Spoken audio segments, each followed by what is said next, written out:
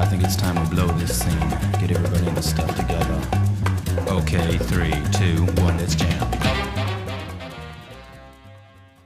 It's often hard to look back on something without the fog of nostalgia completely clouding the memory. I often go back to things that I loved in my childhood and see them as something much less than my rose-tinted glasses led me to believe they would be.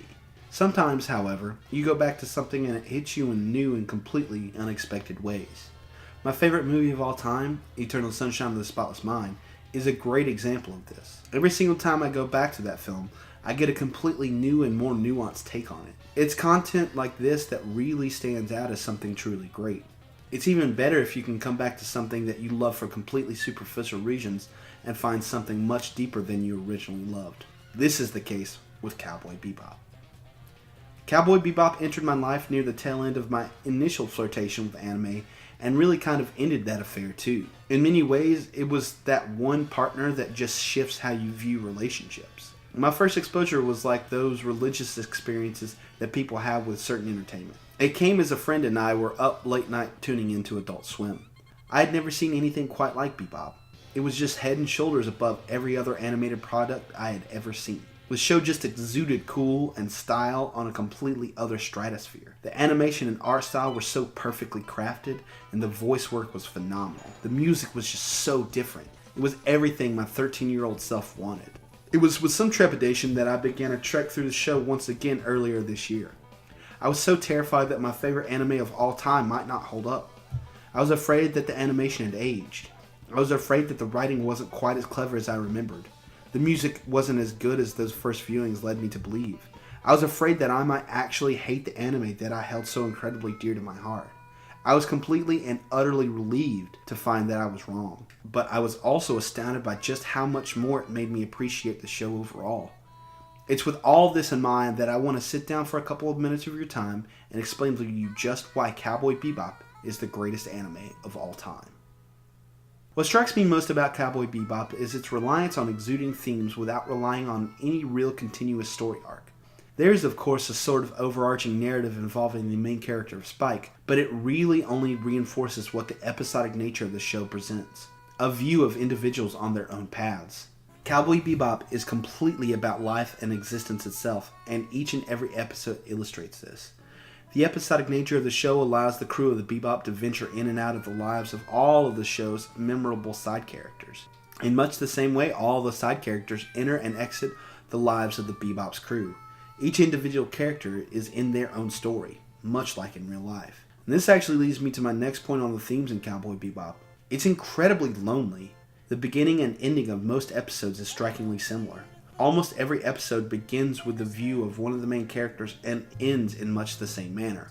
One solitary character. This is probably most readily apparent in the first episode with the view of Spike practicing his martial arts and ending with Spike once again practicing martial arts. Now it isn't always solitary characters. A portion of the episodes end with the crew of the Bebop altogether, but that also solidifies these people being a solitary unit separate from the rest of the universe. The stories behind each other character showcases this theme as well. Spike is the main focus and perhaps illustrates it best. Haunted by his past, Spike really only connects with the crew of the Bebop, and even then only really has developed a relationship with Jet.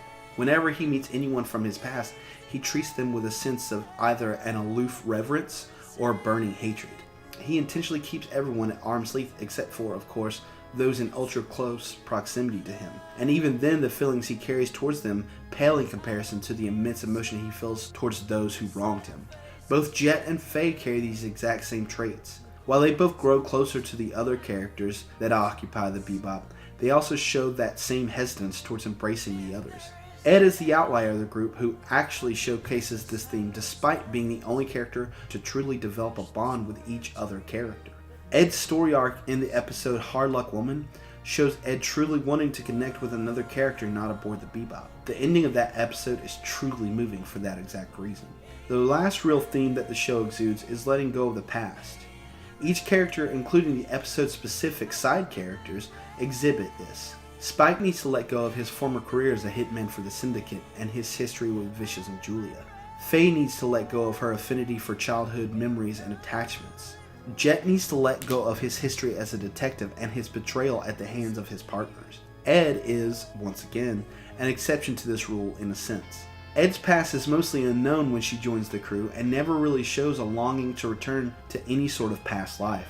It is only once she and her father are reunited in Hard Luck Woman that we really see any sort of attachment to the past. Even then, it is less a past that she's holding on to and more a future she wants because of the past she hasn't experienced. All the characters must overcome the throes of the past or else they will ultimately succumb to them.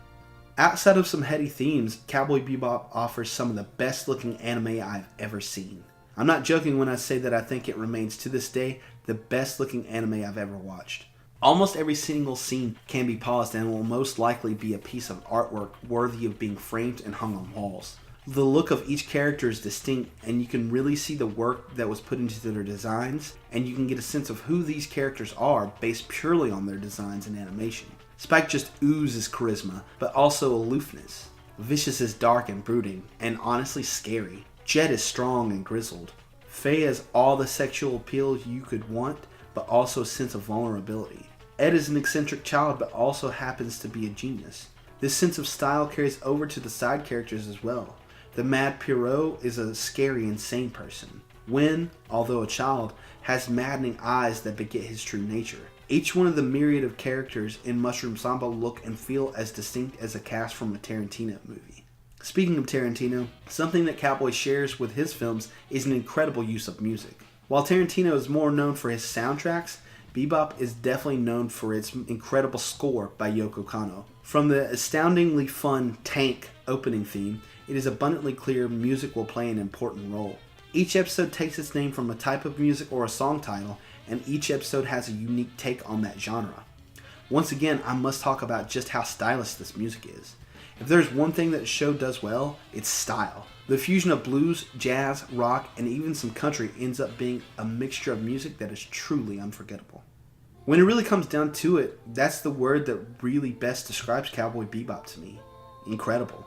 This year is the show's 20th anniversary and also something like the 17th anniversary of my initial viewing of it, and it remains as unforgettable as ever.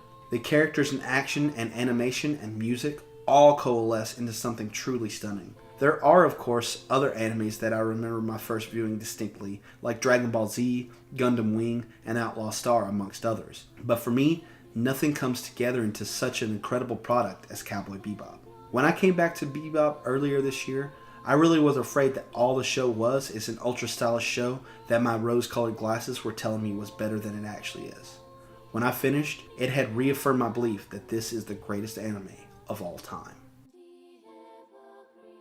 Thanks everyone for watching this video. Please hit that subscribe button and the notification bell so that then you're notified on all of the content released on the Culture Pop channel. Also, don't forget to share this channel with your friends so that then they can also enjoy all the content that Culture Pop has to offer.